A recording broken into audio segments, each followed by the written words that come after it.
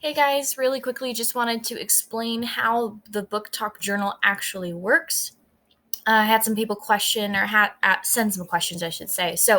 I want to explain the list, how it works, and give a real student example of someone who turned it in and did it exactly how I wanted them to. So, we are reading To Kill a Mockingbird right now. And since we're trying to do this and discuss the book over distance learning and give you guys learning opportunities and everything like that, I thought it would be much more interesting for you guys to write your own journal, kind of keeping your own notes instead of me asking you questions, which seems very formulaic.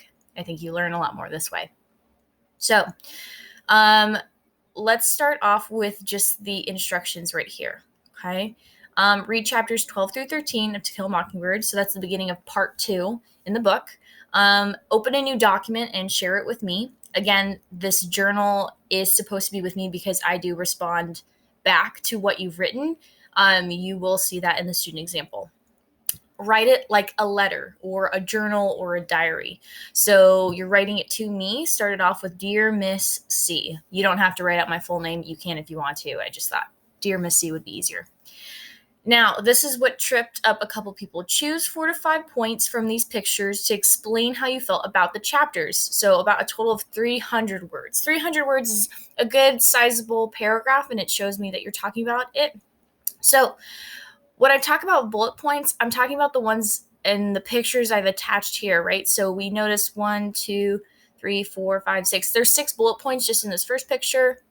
There's more here, even more, and more here, okay? What these are, you're not limited to these, but they do help. These help you understand, okay, what can I reflect upon? I don't want to read your book journal and it's just you saying, I liked this, I didn't like it. So we want to think more critically about the books that we're coming across. So here's a really interesting one. I'll zoom in a little bit here. Plausibility. Did the plot ring true? Would characters act and react this way? Were circumstances believable? Did it matter? Okay, so give me your judgment. You are totally free to be honest. So if you thought that it would be totally unrealistic that Atticus, the father, would actually send Jem to Mrs. Du Bois's house to apologize after the horrible things she was saying, you can write about that. You can write about how maybe the plot does ring true. It does feel like Jem and Scout, at the age that they are and as young as they are, would be creeping around the Radley house and really curious and kind of amazed by these urban legends and who's living in the house and trying to bring them out, right? You can reflect on those things because those are your honest judgments. So that's one bullet point you can do. I'll pull another bullet point. We'll go down here. All right, did the reader laugh or cry? So you are the reader.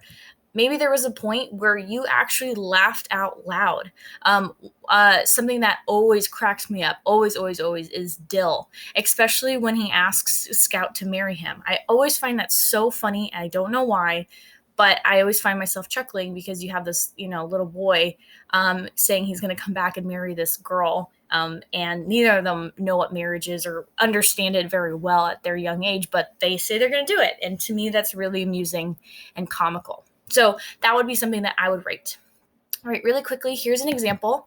I took off this person's name, but they did exactly what they were supposed to. So one thing they did really well that I liked in this is that they came up with a book theme. Okay, so I think this book theme could be Protect the Innocent because Atticus is defending a black man. I think that was so, so great that the student brought this up. And that's what I did in my response. I even brought it in. I said, I really like the theme you created, Protect the Innocent. It's interesting because we think of children as innocent. However, Atticus never stopped Scout or Jem from knowing the truth about Maycomb or the people who live in it. And so this is supposed to be a dialogue as much as it is a journal for you to record it. But what this person did correct is that they wrote what their judgments and what they think about the book. Okay, so that's what I'm looking for. Hope this was helpful. I will hear from you guys. Let me know if you have any questions.